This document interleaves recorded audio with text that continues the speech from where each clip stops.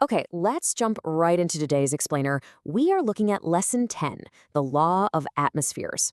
And right off the bat, I want to clarify something about our source material. These texts do not treat spiritual principles like some vague, mystical concepts. Not at all. They treat them as objective, literal mechanics that govern our reality just as strictly as the laws of physics do. You know that feeling when you walk into a room and you just immediately sense a heavy tension? Or on the flip side, maybe you walk in and feel this overwhelming wave of peace. Well, according to the sources, that is absolutely not just your imagination. The big question we're tackling here is, what actually dictates that unseen environment around you?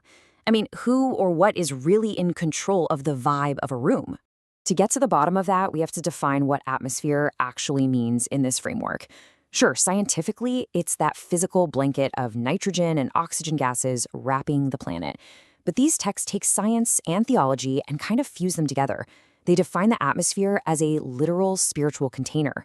It's an active space where unseen activities and battles are happening constantly, right alongside our everyday physical lives. To really grasp this, think about physical laws, like gravity. If you drop a coffee mug, it falls to the ground. It doesn't matter if you're in New York or Tokyo, rich or poor. Gravity is 100% neutral. It just works. The sources emphasize that spiritual laws, specifically the law of atmospheres, operate the exact same way. They are completely neutral. They just react to whatever inputs they receive, every single time. So how do we actually interact with this neutral law? Well, the text explained that the spiritual container is essentially a blank slate. It's constantly being charged, energized, and altered by human words and everyday emotions. It's kind of like a sponge. Whatever frequencies, whatever words or feelings are released into a space, the atmosphere just absorbs them and takes on that specific charge. And that brings us to a massive point. Your words are not empty. The sources point straight to Proverbs 18:21 to illustrate what they see as a scientific spiritual mechanism. In this system, your spoken words literally carry physical and spiritual mass. Every time you speak, you release a frequency that dictates whether life or death fills the room you're standing in. Literally, your tongue is the primary tool you have for programming that blank slate. Now, if we aren't careful with that tool, we end up creating what the sources call discordant frequencies. We're talking about scattered thoughts, constant complaining, fear, disunity. These aren't just bad habits. In this framework, they act like hitting all the wrong notes on a piano. It creates a spiritual dissonance that quite literally invites dysfunction and even negative demonic entities into your space, simply because the atmosphere has been charged to accommodate them. So, if the atmosphere gets polluted by these discordant frequencies, how do we clean it up? That brings us to the detoxification mechanism, spoken praise. The texts lay out an exact operational sequence for this. Step 1, you speak kingdom policy aloud, specifically using scriptural declarations, like from the King James Version. Step 2, doing that physically detoxifies the environment by shifting the spiritual frequency of the room. Step 3, because that frequency is shifted to something pure, the toxicity is literally forced to exit. It simply can't stay. And step 4, peace and faith rush in to fill the newly opened void. Let's look closer at that evacuation. When that frequency shifts, certain elements cannot survive in the room anymore. Things like tension, fear, dysfunction, disunity, confusion, and heaviness, they are forced to pack up and leave. By establishing the frequency of the word, you are making that space completely toxic to sin. And the result of kicking all that out is pretty incredible. Once the negativity is forced out, it leaves behind a sort of spatial vacuum. But the sources are clear that this vacuum doesn't stay empty for long. Joy walks right in. Peace fills the room. Faith suddenly has the space it needs to grow, and breakthrough hits the house. It's basically the automated response of a perfectly tuned spiritual ecosystem. However, keeping that pristine atmosphere isn't an automatic given.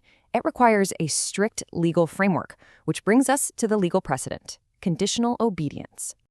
To understand this legal precedent, the texts direct us to Zechariah chapter 3, verses 1 through 7. This entire concept is built on a massive if-then statement. If thou wilt walk in my ways, then thou shalt. The logic here is straightforward. You cannot expect the benefits of the kingdom if you aren't actually operating under the rules of the king. In this analysis, God is viewed literally as a king. And obedience? Obedience is the actual currency of this kingdom policy. His response, meaning his protection, his provision, and maintaining that positive atmosphere, is strictly conditional based on the believer's obedience. It functions exactly like a binding legal contract in a courtroom.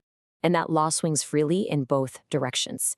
If you pay the currency of obedience, the contract guarantees that blessings will literally overtake you, along with total divine protection. But the flip side is just as real. Disobedience means curses have the legal right to enter. It grants the enemy completely unprotected legal access to operate right there in your atmosphere. Which brings us to what might be the most crucial mechanism of all, the law of free will. The source material makes it very clear that the Holy Spirit will never force you to obey. Never. You alone hold that sovereign choice. You have to willfully choose to enforce this kingdom policy yourself. Basically, you are the sole architect of the atmosphere you live in simply because God gave you the dominion to make that choice. So, how do we practically execute this in our day-to-day lives? Well, first, you have to remove distractions and center your thoughts on God to cut out those discordant frequencies. Then, you need to speak the word aloud with real authority. Don't just think it, speak it. Engage in vocal worship and consciously use gratitude to shift the environment away from frustration. These are your everyday, practical tools to actually govern your space. So I want to leave you with a thought to really chew on today. Take a second and look around your own environment right now. Your living room, your office, your car. Based on these objective mechanics we've just unpacked, who is setting the atmosphere in your space? Are you actively tuning the frequency with intention and obedience? Or are you letting discordant frequencies write the script for you? According to the law of atmospheres, the choice is entirely yours.